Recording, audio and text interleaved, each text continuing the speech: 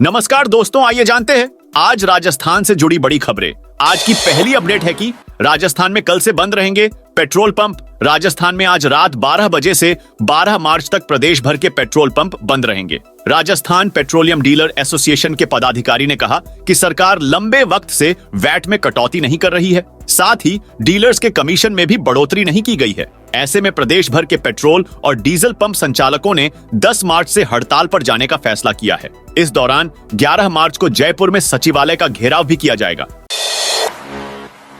चुनाव से पहले 12 लाख कर्मचारियों का 4% बढ़ेगा डीए। केंद्र के बाद अब राजस्थान सरकार भी कर्मचारियों का महंगाई भत्ता डीए 4% बढ़ाने जा रही है। सीएम से मंजूरी मिलने के बाद वित्त विभाग कभी भी डीए बढ़ाने के आदेश जारी कर सकता है। प्रदेश में फिलहाल कर्मचारियों को 46% डीए मिलता है, जो बढ़कर 50% हो जाएगा। राजस्थान के करीब 8 लाख कर्मचारियों और 4 लाख पेंशनर्स को इसका लाभ मिलेगा।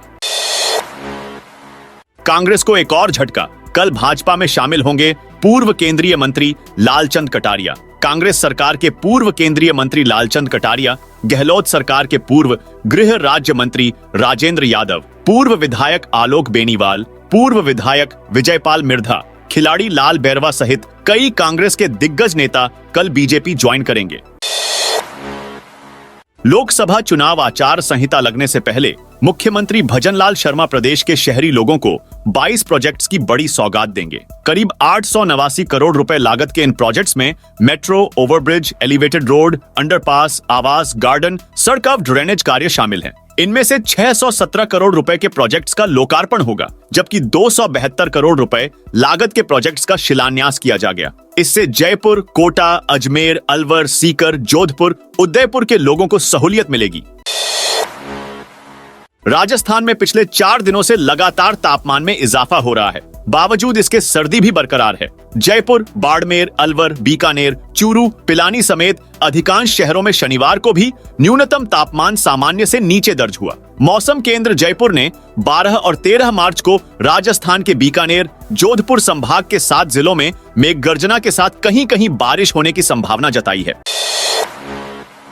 किसानों की खाद समस्या का समाधान देगा राजस्थान। अभी तक खाद व फर्टिलाइजर बनाने में इस्तेमाल होने वाले पोटाश के लिए देश भर के किसान विदेशों से आयात पर निर्भर हैं, लेकिन अब ऐसा नहीं होगा। राजस्थान की मिट्टी पोटाश उगलेगी। हाल ही में जारी रिपोर्ट के अनुसार नागौर और श्रीगंगानगर बेसिन में पोटाश के प्रचुर भंडार के 9 स्थान मिले हैं। एक्सपर्ट्स का कहना है कि इनमें उच्च गुणवत्ता का इतना पोटाश है कि पूरे देश की खाद जरूरतों को पूरा किया जा सकता है।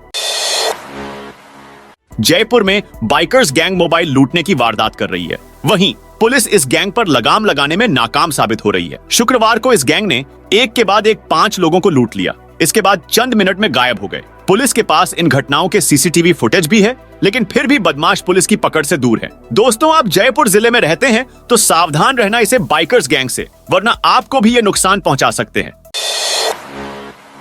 पेपर लीक में पकड़े गए एसआई की डिग्रियां भी फर्जी निकली। एसआई भर्ती परीक्षा 2021 में 23 चयनित एसआई की शैक्षणिक डिग्रियां भी फर्जी होने की आशंका है। जयपुर में एसओजी ने गिरफ्तार किए गए 14 एसआई के शैक्षणिक दस्तावेजों की प्रारंभिक जांच की तो डिग्रियों के रिकॉर्ड में हेरफेर होना पाया है। ऐसे में एसओजी ने 40 एसआई को चिन्हित किया। इनमें से 23 एसआई की डिग्रियां फर्जी मिली हैं। सिरोही जिले में शिवरात्रि पर 2 पक्षों का विवाद सुलझाने गए कांस्टेबल को चाकू मार दिया, जिससे उनकी जान चली गई। इसके बाद बदमाश उन्हें तड़पता छोड़ मौके से फरार हो गए। मामला सिरोही की पिंडवाड़ा तहसील के स्वरूपगंज इलाके का है। पुलिस के अनुसार कांस्टेबल निरंजन सिंह मूल रूप से नागौर जिले के गोटन निवासी थे। पिछले 3 साल से स्वरूपगंज थाने में ही तैनात थे। राजस्थान के इस शहर में भी बेंगलुरु के जैसा जल संकट मंडराएगा। मचेगा पानी के लिए हाहाकार। बेंगलुरु में सप्लाई के लिए खुदे सभी नलकूप सूख गए हैं और वहां पानी के लिए हाहाकार मचा है। ऐसा ही संकट आने वाले समय में जयपुर में भी दिख सकता है, क्योंकि यहां भी जल स्तर नीचे जा रहा है और नलकूप अभी से हिचकोले खाने लगे हैं।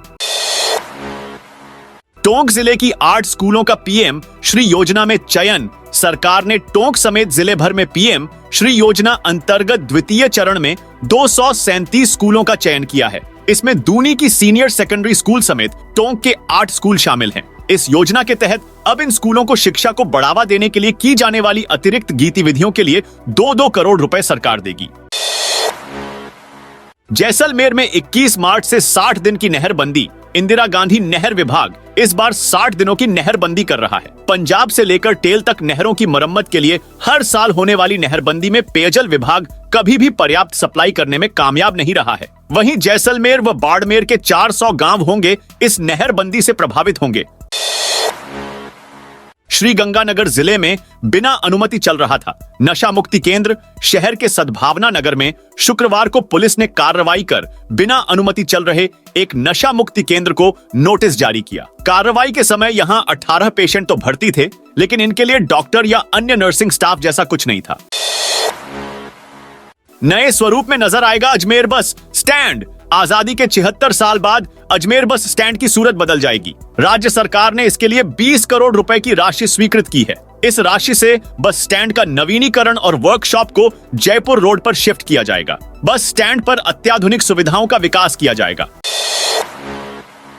सीएम भजनलाल शर्मा ने कल महिला दिवस पर राजीविका के तहत विभिन्न बैंकों द्वारा स्वयं सहायता समूह की महिलाओं को 100 करोड़ रुपए के ऋण वितरण सहित कई सौगातें दी हैं। सीएम भजनलाल शर्मा ने महिलाओं को दी ये बड़ी सौगातें। पहली सौगात राजीविका के तहत विभिन्न बैंकों द्वारा स्वयं सहायता समूह की महिलाओं को 100 करोड़ रुपए का ऋण वितरण। महिला शक्ति उद्यम प्रोत्साहन योजना के तहत ऋण राशि के चेक वितरण। कालीबाई भील मेधावी छात्रा एवं देवनारायण छात्रा स्कूटी योजनाओं के तहत स्कूटी वितरण तथा स्कूली छात्राओं को साइकिल वितरण।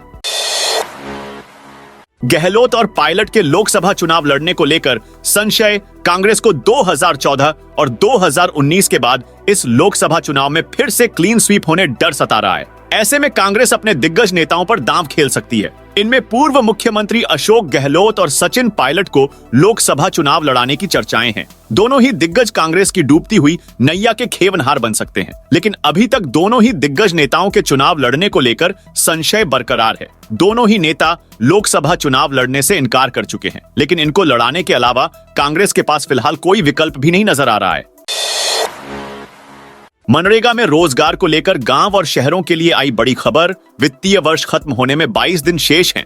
ऐसे में गांवों में ग्रामीण रोजगार गारंटी योजना में 25 दिन का अतिरिक्त रोजगार देने की राज्य सरकार की कानूनी गारंटी पूरी होने पर संशय है। वहीं पंचायत से शहरी निकाय बने 42 क्षेत्रों में लोगों की हालत आसमान से गिरे खजूर में अटके जैसी हो गई है। उन्हें महात्मा गांधी राष्ट्रीय रोजगार गारंटी मनरेगा में काम मिल नहीं रहा और शहरी रोजगार गारंटी योजना में काम अभी शुरू नहीं हुए हैं। शिक्षा मंत्री मदन दिलावर ने जताई नाराजगी। शिक्षा निदेशक को फोन पर ही दिए ये आदेश। राजस्थान शिक्षक संघ राष्ट्रीय के प्रतिनिधिमंडल ने शिक्षा मंत्री मदन दिलावर से मुलाकात की। इस दौरान से उन्होंने शिक्षा निदेशक को फोन कर कक्षा 9वीं की अंग्रेजी की वर्कबुक पर इंग्लैंड के झंडे को प्रकाशित करने के मामले में जांच के निर्देश हैं। वहीं वर्कबुक को सत्र प्रारंभ होने पर जुलाई की बजाय फरवरी मार्च माह में वितरण करने को भी गंभीरता से लिया है। तो दोस्तों, यह थी राजस्थान से जुड़ी आज की बड़ी खबरें। आप कौन से जिले से इस वीडियो को देख रहे हैं, कमेंट करके बताइए।